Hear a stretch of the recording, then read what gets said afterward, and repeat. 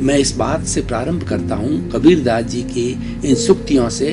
पोथी पढ़ पढ़ जग मुआ और पंडित भया न कोय, ढाई आखर प्रेम का और पढ़े सो पंडित होय। कितनी सुंदर बात कही गई है।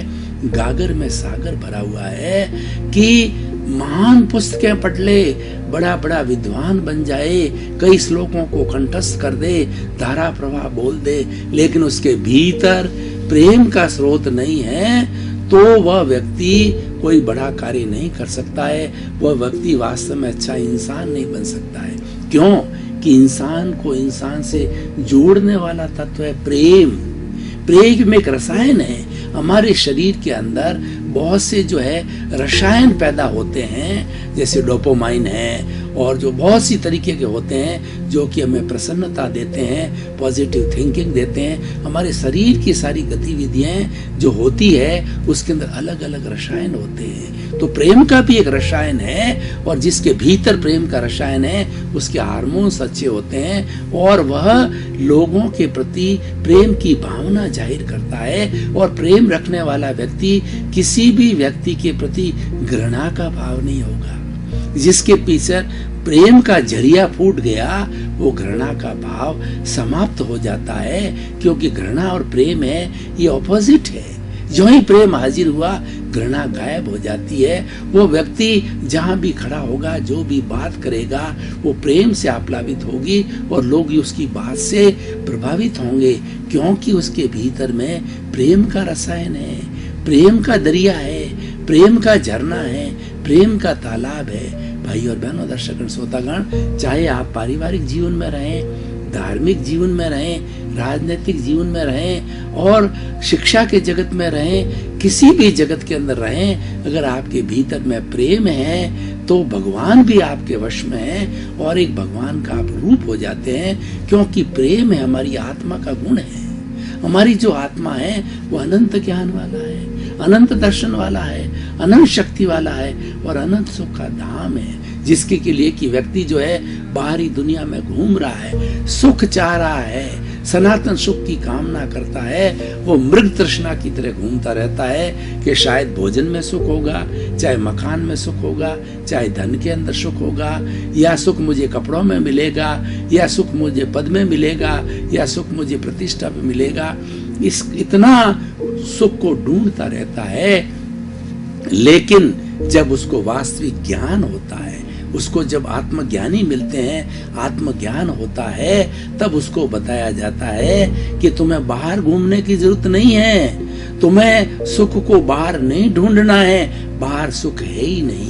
बाहर के सब पदार्थ जड़ है और उन जड़ के अंदर सुख नहीं है, वो तो साधन मात्र है। जो आपका सनातन सुख है, आपका वो भीतर है, वो आत्मा के अंदर है और वो आत्मा की क्वालिटी, आत्मा की प्रॉपर्टी है, आत्मा का लक्षण है। तो प्रेम भी आत्मा का लक्षण है। आत्मा कभी भी घृणा नहीं करता है, वो प्रेम से आप्लावित रहता है। भाई और बहनों, दर्शकगण, श्रोतागण, अब प्रेम के हम कुछ उदाहरण लेकर के चलें ताकि हमारा व्यवहार जगत है उसमें उस जगत में जीने वाले सभी लोगों को प्रेम के बारे की उसकी वैल्यू मालूम हो जाए।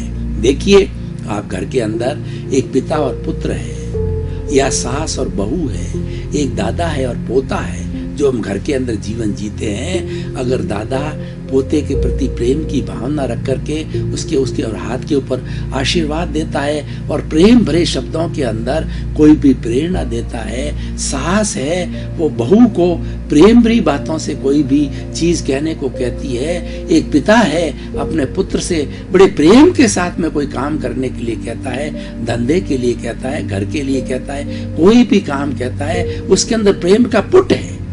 आप जो बोलते हैं, क्या उसमें अहंकार है? क्या उसके अंदर डांटी की भावना है? क्या उसमें घृणा की भावना है? क्या उसमें तिरस्कार की भावना है? उसी तरीके से उसके अंदर प्रेम की भावना होती है तो सभी वश में हो जाते हैं, क्योंकि प्रेम एक बहुत बड़ा रसायन है जो कि भीतर परिवर्तन लाता है। प्रेम से कही गई बात अगले के हृदय को छूती है, वो आत्मसात होती है और वह अच्छा करने के लिए प्रवृत्त हो जाता है। किसी के साथ प्रेम करें तो वो आपके साथ कभी भी घृणा नहीं करेगा।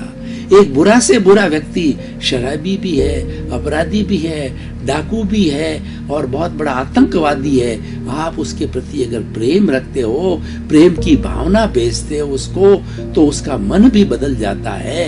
क्योंकि ये प्रेम रसायन के अंदर ऐसी बात है कि प्रेम की तरंगे होती है, ये तरंगे एक से दूसरे के बीच के अंदर जाती है तो वो दोनों ही लाभान्वित हो जाते हैं और दोनों इस तरंग से प्रभावित होते हैं। और भाई और बहनों, दर्शकगण, श्रोतागण, ये पूरा विश्व है, ये तरंगों से भरा हुआ है। आज एक परिंदा भी अगर पर मारता है तो पूरा जो हमारा ये कॉस्मोस है, सृष्टि है, पर्यावरण है, ये प्रभावित होता है, क्योंकि इसके अंदर सारी तरंगे ही हैं। वही तरंगे प्रतिवर्तित होकर के हमारे सामने टीवी के चित्र के रूप में आती है, हमारे सामने ऑडियो के रूप में आती है, हमारे सामने वीडियो के रूप में आती है, हमारे सामने टेलीफोन के रूप में आती है। सारा संसार जो है वाइब्रेशन से होता है। हमारे भीतर भी वाइब्रेशन है, बाहर भी वाइब्रेशन है।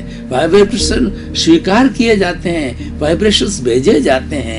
आप अच्छे वाइब्रेशन भेजते हैं या बुरे वाइब्रेशन भेजते हैं, आपके भीतर अच्छे वाइब्रेशन है या बुरे वाइब्रेशंस है। जितने नेगेटिविटी के वाइब्रेशंस हैं वो सारे बुरे जो माध्यम हैं, और वो सारे नेगेटिव थॉट्स हैं, वो सारे पाप हैं, वो सारी दोष हैं, उनका हम सेवन करते हैं तो हमारे भीतर जो पास वाले लोग जीते हैं उनमें शत्रुता का भाव आता है, चाहे हम बोले या ना बोले। हमारे भीतर क्या है, अगर हमने भीतर किसी के प्रति घृणा का भाव पैदा किया था, भाव भी पैदा हो गया, तो भाव जिस व्यक्ति के लिए पैदा किया है उसको भी आभास होने लग जाता है कि ये व्यक्ति मेरे से घृणा का भाव रखता है। उसकी जगह आप प्रेम का भाव रखें तो ये व्यक्ति आपके बी नामक व्यक्ति से सोचेगा कि ये व्यक्ति प्रेम का भाव करता है। प्रेम से एक माहौल बनता है, प्रेम से हमारी एफिशिएंसी बनती है। मान लीजिए कि हम समाज के अंदर जीते हैं, अगर समाज के जो अग्रगणी लोग हैं वो प्रेम का वातावरण पैदा करते हैं तो सभी लोग दौड़े दौड़े आते हैं, आकर्षित होते हैं, और जिसको जो ड्यूटी बांटी होती है सहृदयता से